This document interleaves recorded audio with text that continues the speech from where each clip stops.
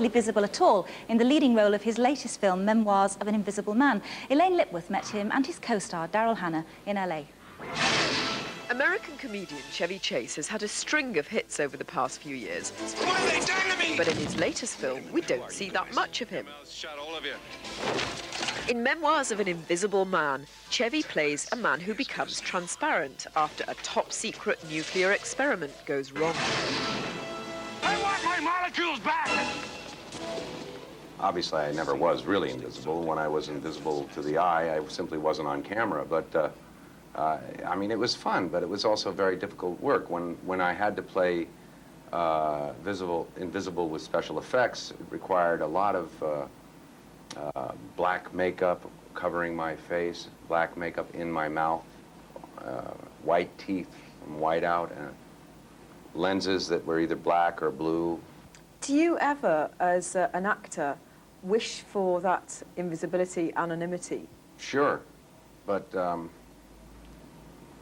I don't have an entourage or bodyguards or,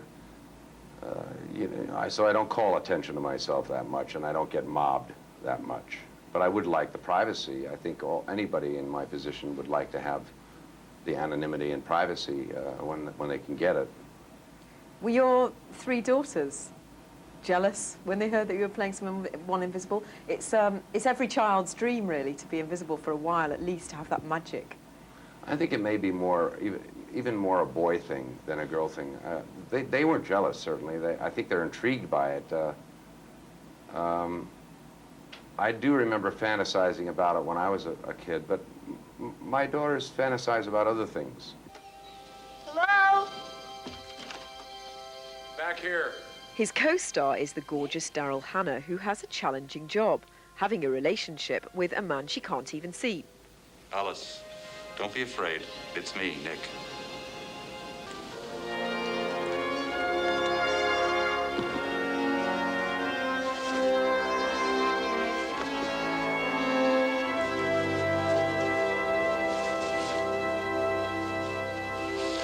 It was difficult at times because I had to, the most difficult part was when he was actually sitting next to me and I had to pretend that I couldn't see him.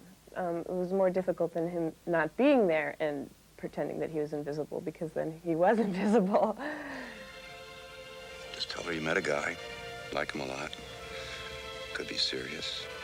He's transparent. For Chevy Chase, this marks a sea change in his career. He's moving into more dramatic waters, something he's been hoping to do for years. But Chevy's still best known for clowning around in comedies like Fletch. Give each other $20, okay? Put it on Underhill. Ah, muchas gracias. Sierra del Fuego. He commands around $6 million a film, but he always claims he'd turn down the best job in the world if it involved being away from his wife Janie and the family for too long. The family always comes first. The most important thing, really, in life, for me at least, is my family, is my marriage and my children.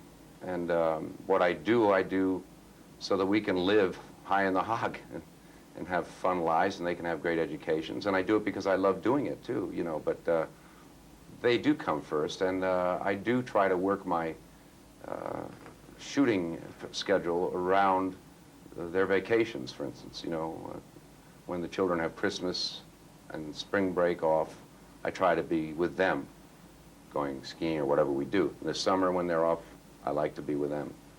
When they're in school, I'm working. Daryl Hannah is still unattached, though she'd love a family someday. She's been involved for years in an on-off relationship with singer Jackson Browne, and she's been linked recently to John Kennedy Jr., the son of the late president. But she's very shy and never reveals anything about her private life. You rarely see her out in public with a boyfriend. It feels like exploitive, you know,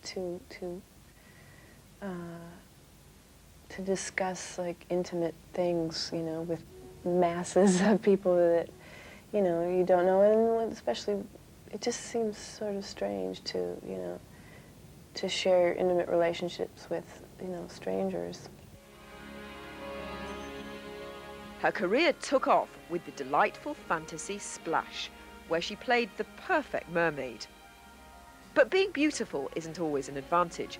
As an actress, it can lead to typecasting in an industry where good female parts are hard to come by. I think that a lot of girls, period, you know, just have a problem because majority of roles in films for women are just the girl or the girlfriend or the love interest, and I think that that's a problem.